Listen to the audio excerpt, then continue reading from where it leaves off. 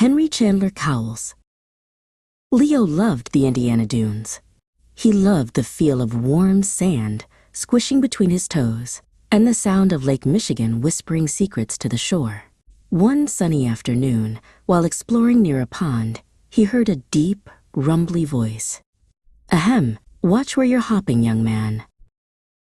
Leo looked around and saw the biggest, greenest bullfrog he had ever seen, sitting on a lily pad. The frog puffed out his throat. "The name's Professor Hopper," he croaked. "And you, my boy, are standing in a very special place." "This whole place," Professor Hopper said, waving a webbed hand towards the giant sand dunes, "is a story.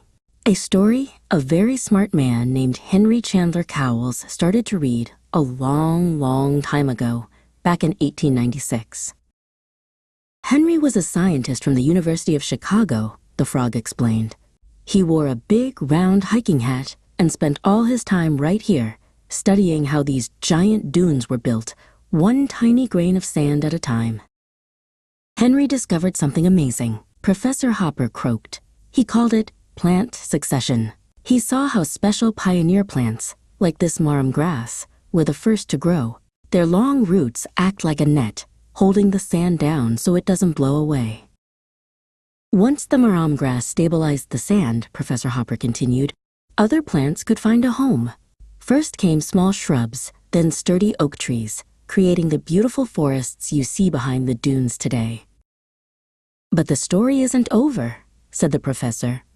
In 2019, another wise man, Ron Seaman, the sage of the dunes, discovered that for the grass to grow, it needs help from tiny friends in the soil called microbes.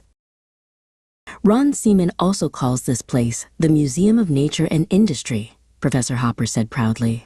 Every time you use your 5 senses here, you build up your own team of good microbes, making you healthier and stronger. Leo was amazed.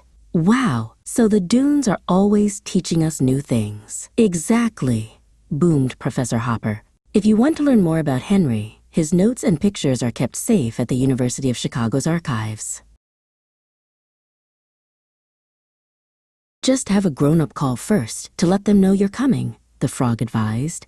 With a wink and a mighty ribbit, Professor Hopper leaped into the water, leaving Leo with a head full of wonder about the secrets of the sand.